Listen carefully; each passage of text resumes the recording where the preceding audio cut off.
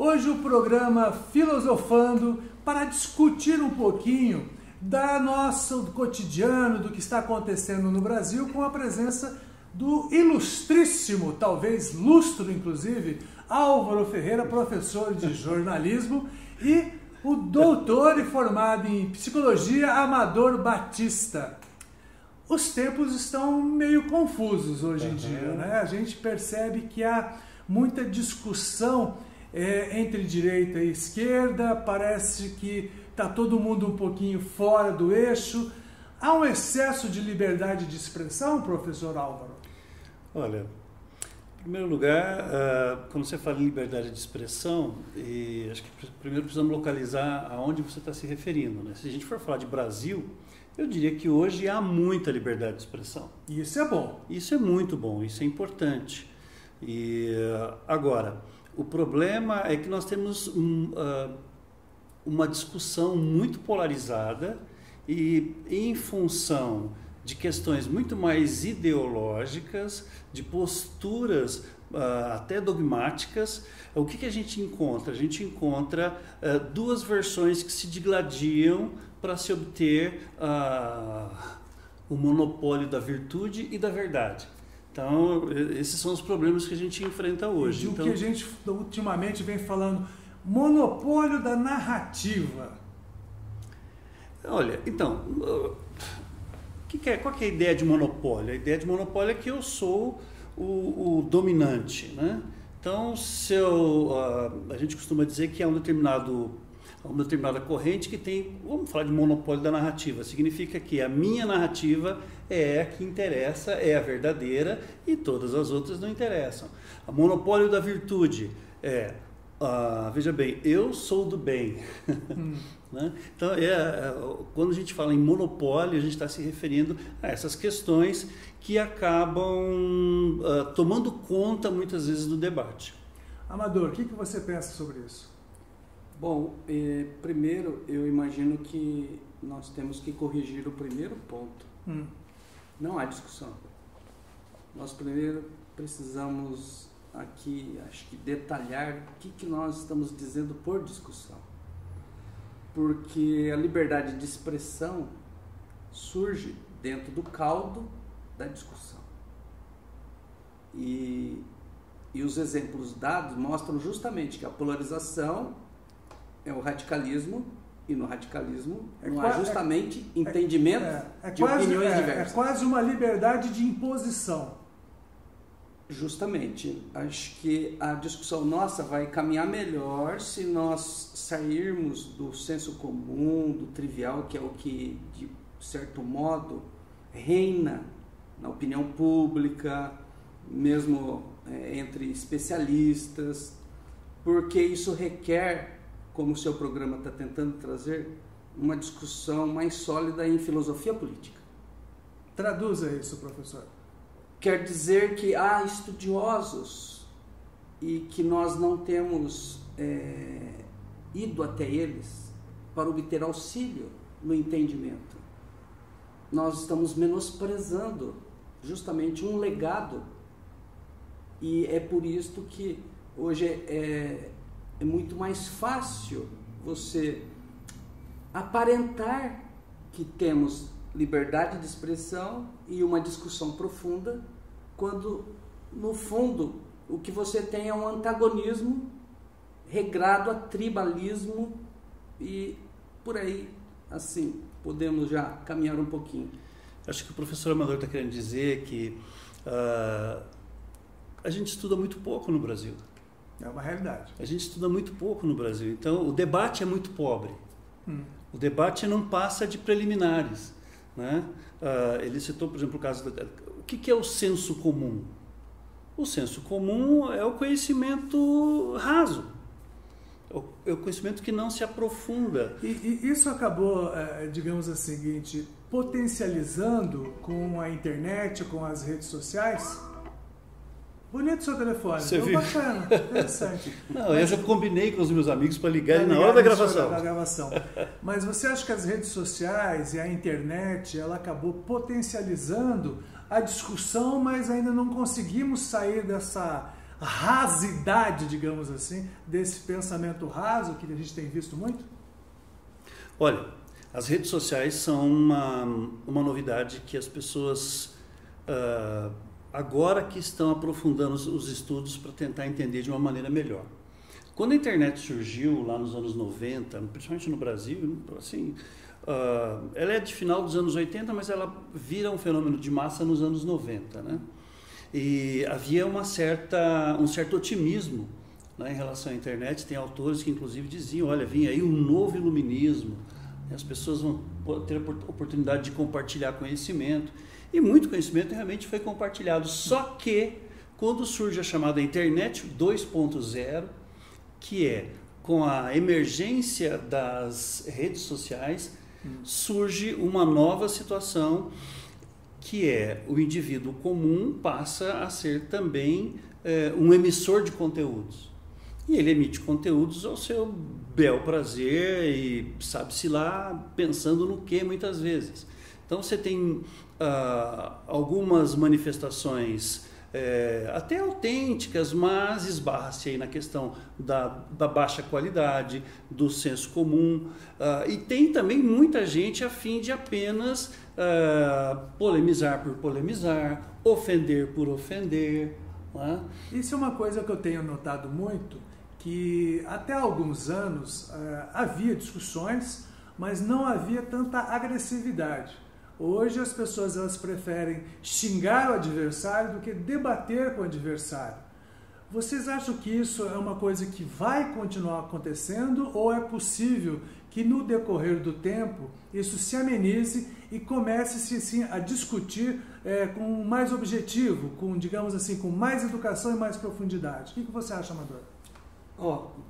Um complemento ao que o Álvaro disse.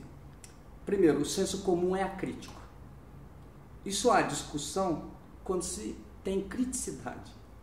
Então, já começamos a ver como um assunto integra-se ao outro.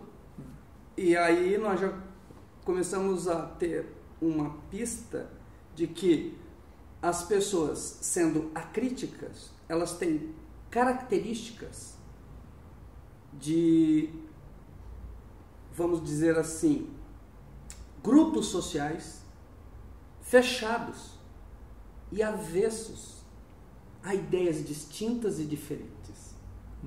Ora, o que está por trás disso tudo é o entendimento entre o que o ser humano foi por milhões de anos, um cérebro animal, e depois a civilização tornando esse cérebro animal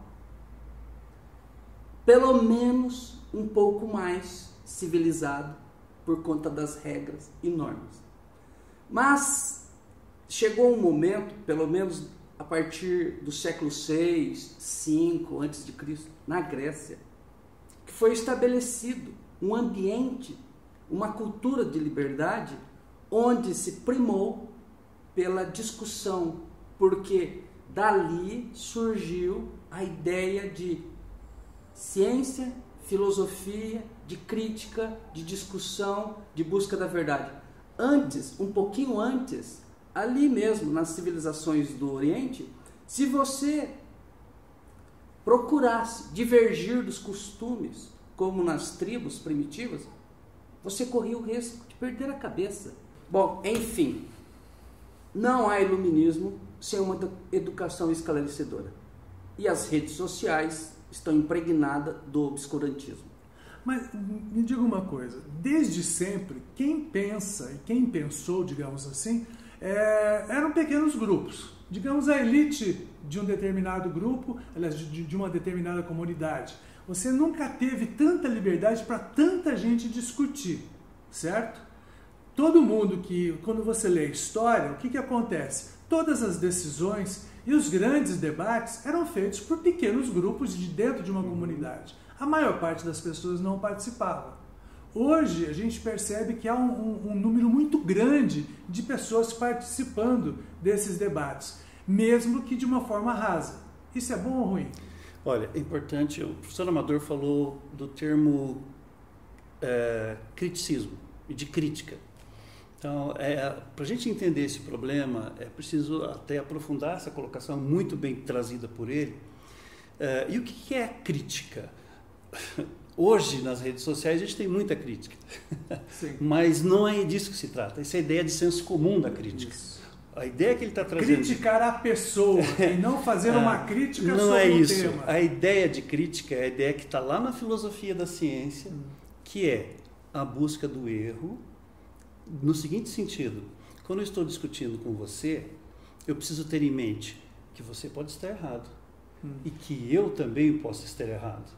Então, essa atitude de criticismo que o professor Amador está surgindo é exatamente nesse sentido. Então, nós podemos discutir, nós podemos debater, dialogar, entendendo que se eu digo que A é preto e você diz que A é branco, nós vamos discutir vários e vários dias até chegarmos a uma conclusão. Ou eu posso estar certo e aí você estará errado, ou você vai estar certo e eu estou errado. Agora, os dois estarmos certos também não é possível. Então, ter uma atitude crítica significa estar preparado para você assumir que você está errado. E é exatamente esse espírito investigativo que moveu os gregos. E desse espírito imaginativo, nós tiramos a ciência que temos hoje. Desse espírito grego surgiu os ideais que depois foram florescer no iluminismo e que nos deram o que a gente chama hoje de cultura do Ocidente, ou a civilização ocidental. Puxando um pouquinho sobre a situação hoje do país, há uma guerra declarada, por exemplo, do governo, né, contra a mídia de uma forma geral, a mídia mais tradicional, os jornais, as emissoras de TV, as emissoras de rádio. E há uma tendência e um trabalho que vem sendo desenvolvido para desacreditar a mídia, desacreditar, né, os jornalistas e tal. Isso é bom para a democracia? Vamos de novo situar a discussão dentro de um arcabouço aí mais construtivo. O Álvaro falou do criticismo da ciência, da filosofia, e ele está relacionado com a democracia.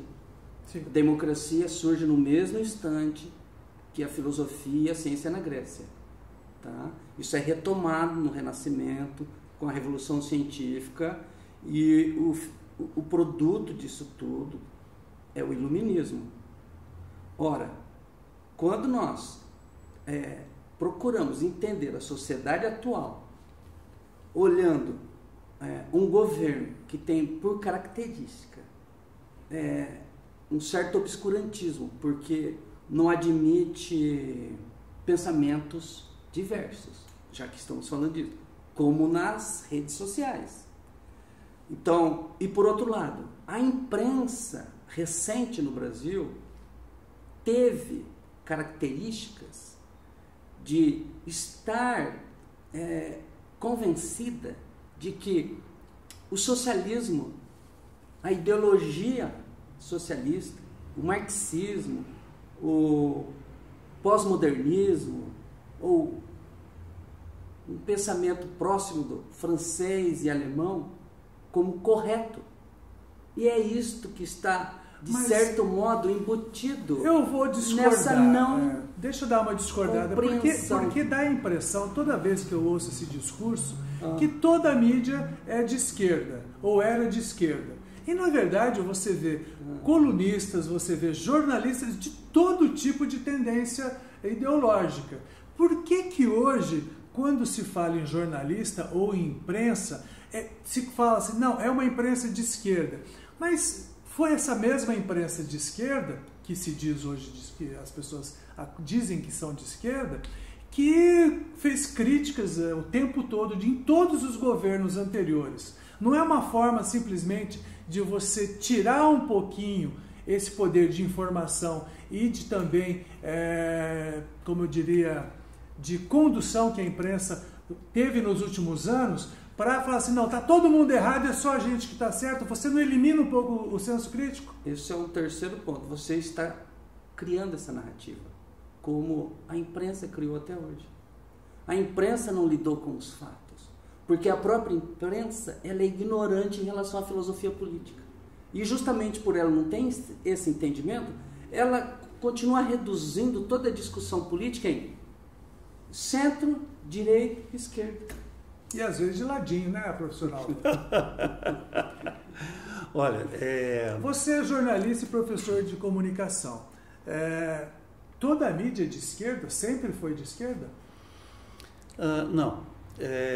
Aliás, dentro dos bancos escolares, o que se aprende é que, e mesmo aí o que se discute nos sindicatos, né, é que, vejam bem, os patrões da mídia, os patrões são os poderosos. Isso, são os capitalistas, são os poderosos, e eles que mandam, eles... exploram. Exatamente. E aí tem até uma discussão com o professor Amador em relação a ideia de manipulação da mídia. Eu não gosto desse termo, manipulação da mídia. Eu prefiro utilizar a ideia de influência. A mídia pode influenciar mais ou menos. Tá? Agora, se os donos são conservadores e de direita, que seja, as redações são de cada 10, 8 ou 9 têm uma formação acadêmica no Brasil de esquerda. Né? Todos os livros de consumo do curso de comunicação social, nas habilitações de jornalismo, de publicidade e propaganda, tem uma matriz ou é marxista ou é pós-moderna. Subentendida como progressista. Exatamente. E uma progressista que tem medo do progresso, porque o progresso tem a ver com livre mercado, só para ilustrar. Mas uma coisa só tentar responder a sua pergunta, eu gosto de discutir isso com os meus alunos, o que eu coloco para eles na sala de aula. E você vai para a França, você vai para Paris, vai lá, hoje não se vai mais, nem sei se tem banca de jornal em Paris, mas... Acredito que não deve. Eu acredito que sim, viu, porque se lê muito. Né? O impresso deve estar ainda vivo por lá. Mas impresso ou no digital, você vai ter duas publicações muito sérias, muito respeitadas. Uma é o Le Monde, um jornal tradicional de esquerda, e o outro é o Le Figaro, um jornal tradicionalmente conservador. Ambos têm seus públicos e, agora, ambos têm a sua visão dos fatos, mas não dá para mentir sobre os fatos. Uma coisa que é interessante você tocar nesse assunto, porque não é só na França, em vários países você identifica claramente o posicionamento político-ideológico do impresso ou da emissora de TV, etc. e tal. No Brasil, desde que eu lembro que eu trabalho com isso, há uma tendência de que os jornais são plurais, que são pensamentos plurais, etc. e tal, e ninguém gosta de se definir de esquerda ou de direita. Isso está mudando? Bom, é difícil dizer porque a gente precisaria ter uma pesquisa mais apurada em relação a isso. Aliás, quase não se faz pesquisa em jornalismo no Brasil. Então fica-se muito com narrativas, fica-se muito com perspectivas teóricas já adotadas e se pesquisa muito pouco. Né? O senso comum reina na formação do jornalista. E por conta disso, poucos são dentro do que você citou aí, em termos de crítica, são muito poucos esses jornalistas. E a maioria, ou essa pequena quantidade de jornalistas com essa compreensão mais ampla, estão restritos ao estado de São Paulo, basicamente, e no máximo Rio de Janeiro. O Brasil todo aí acompanha, polarizado nessa tendência que cada um recebeu da universidade, que por sua vez está dominada pelo pensamento de esquerda. Tá? Dentro desse aspecto que a gente está conversando, e obviamente todo mundo sabe que a liberdade de imprensa ela é muito importante para a democracia, dá para se dizer hoje que no Brasil está num momento de liberdade total de imprensa? Olha, existe não sei o que você quer dizer com liberdade total de imprensa. Existe liberdade de imprensa, não existe censura prévia. É claro que pode ter uma influência ou outra, alguns veículos cederem a pressões econômicas ou pressões políticas, né? E aí eu me lembro de um professor lá na USP, o professor Chaparro, ele diz o seguinte, que as grandes corporações jornalísticas sabem o valor de mercado que tem um jornal bem feito. E que a pressão ocorre exatamente nas pequenas cidades, nos pequenos jornais, onde a pressão política às vezes é determinante para mexer nos jornais. Há liberdade de imprensa? Então, previamente podemos dizer que há liberdade de imprensa. Agora, o que há é uma pobreza enorme no Brasil. Uma pobreza de ideias, uma pobreza cultural, uma pobreza de valorização da ciência. Só para vocês terem uma ideia, nós temos cerca de 150 milhões de eleitores no Brasil. Desses 150 milhões de eleitores, cerca de 50%, um pouquinho mais talvez, tem no máximo um ensino fundamental incompleto. Ou seja, param de estudar por volta da quarta, quinta série. Como é que nós vamos ter uma massa crítica com 70 milhões de eleitores que decidem qualquer eleição no Brasil com essa perspectiva? Amador? Não, eu procuraria apenas situar a discussão no âmbito de que a liberdade total é utopia. A liberdade sempre foi limitada, porque ela tem que ser garantida igualmente. E a liberdade de expressão, ela está sendo confundida como liberdade para atacar. Ou seja, a discussão que está na base da liberdade de expressão é que permitiu diminuir a violência. E o que nós temos é o aumento da violência verbal por conta de recursos, por conta da tecnologia. E aí entramos no que está faltando.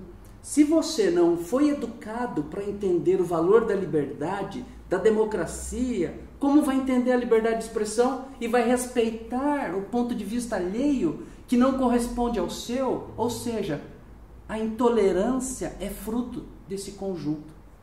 Muito bom. Eu vejo assim, quando eu comecei no jornalismo, a gente tinha saído de um período de censura realmente dos governos militares, havia muita censura e censura direta nas redações. Passada essa fase, percebia-se uma censura econômica, né?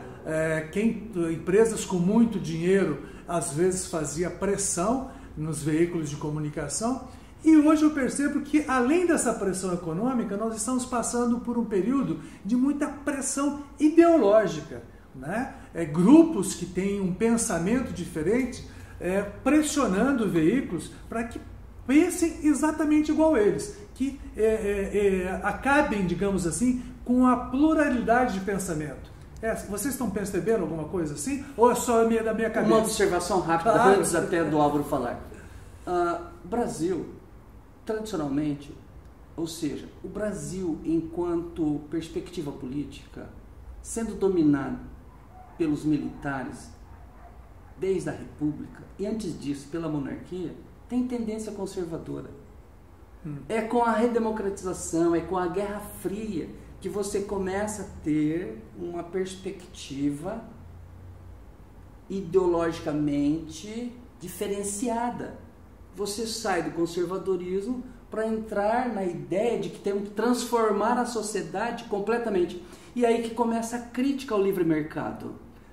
Destacando, por último, que no Brasil o que reina não é o livre mercado, são os amigos,